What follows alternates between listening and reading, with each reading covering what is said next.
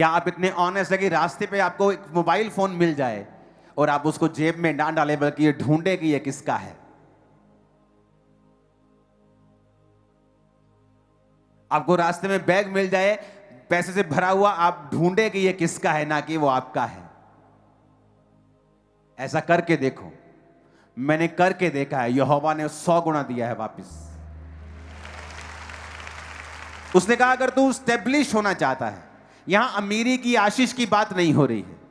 आपका वरदान आपको अमीर कर सकता है, आपको मशहूर कर सकता है, आपको नंबर 1 कर सकता है, लेकिन आपको स्टेब्लिश करने के लिए धार्मिकता की जरूरत पड़ेगी।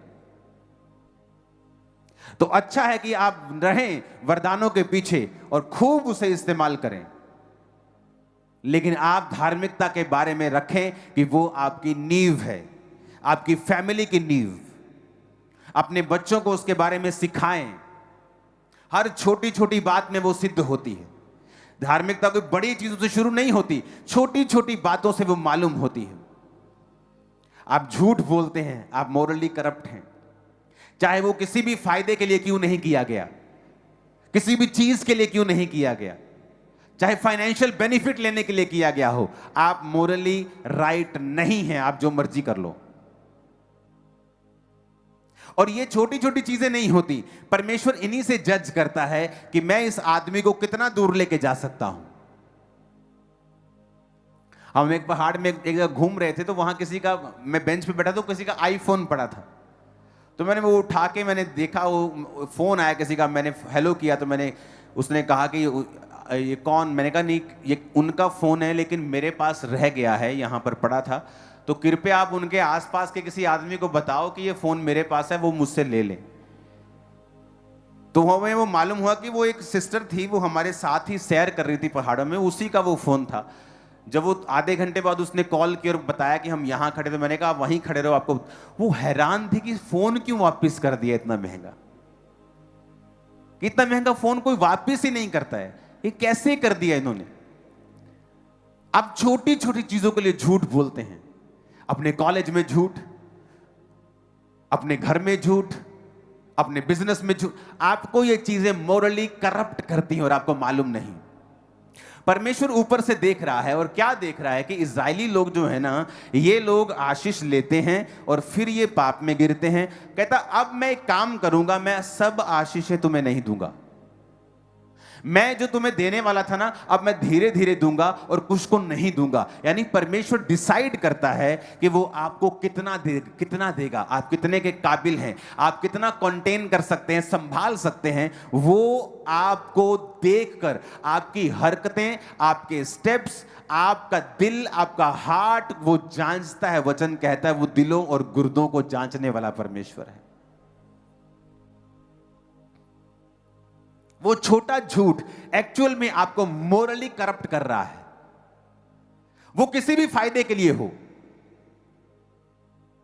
वो टेम्परेरी फायदे के लिए हो, परमानेंट फायदे के लिए हो, लेकिन वो आपको राइट एस्टेब्लिश नहीं कर रहा है।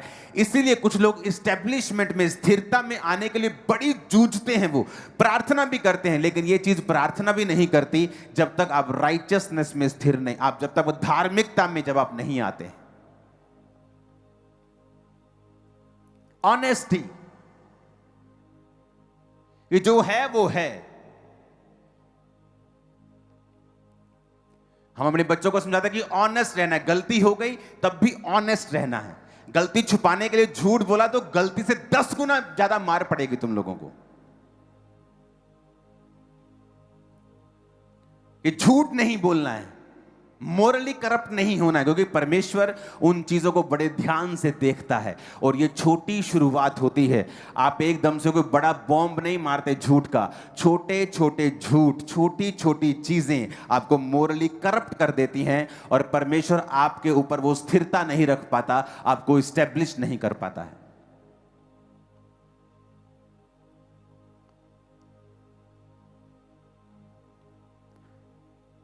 जब दाऊद के भाई चराने के लिए जाते थे, या यूसुफ के भाई भेड़ बकरे को चराने के लिए जाते होंगे, तो क्या झूठ बोल रहे हो, कितना झूठ बोलते हैं। यही बस ज्यादा कि भेड़ मर गई है, भेड़ खाने के बाद बोल दिया भेड़ मर गई है। कितना है, 2-3 हजार रुपए, 10,000 रुपए, क्या होता है, कुछ नहीं। लेकिन परमेश्वर उसे वैसा नहीं लेता जैसा हम लेते हैं। परमेश्वर उसे देखता है फ्यूचर में मैं इसको कहां ले जा सकता हूं, ये कितने काबिल है, मैं इसको कितना दे सकता हूं, क्या ये कंटेन कर सकता है, क्या ये संभाल सकता है उस मसे को। अगर ये मोरली फेल है तो परमेश्वर कई लोगों पर मसा भी नहीं उंडेलता है, उनको सामर्थ्य भी नहीं देता है।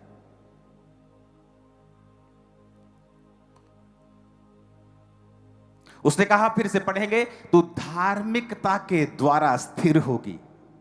इन righteousness shall thou be established. आपको इस्टेब्लिश्ड होना है, कोई छक्का मारना है आपको धार्मिकता के द्वारा। तू धार्मिकता के द्वारा स्थिर होगी और अंधेर से बचेगी। तुझे डरना ना पड़ेगा, तू भयभीत होने से बचेगी, भय का कारण तेरे पास नहीं आएगा। कितनी ब्लेसिंग्स हैं।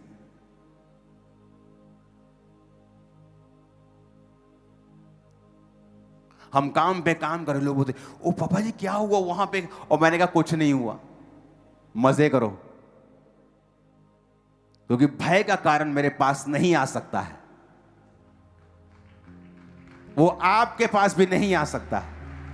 आमीन।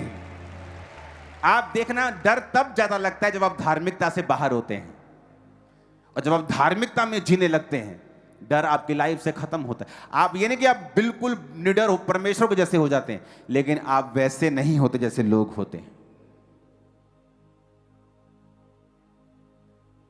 मोरली करप्ट होना, छोटी छोटी चीजों में, छोटा झूठ, छोटी कारीगरी, छोटा सा करप्शन, छोटा सा वो पैसे का हेर फेर, वो दिमाग में सोच नहीं मैंने तो वैसे किया, नहीं मेरा तो ये, अगर मेरा अपना कुछ है, वो सब चीजें परमेश्वर देखता है और वो आपको उस हिसाब से जांचता है।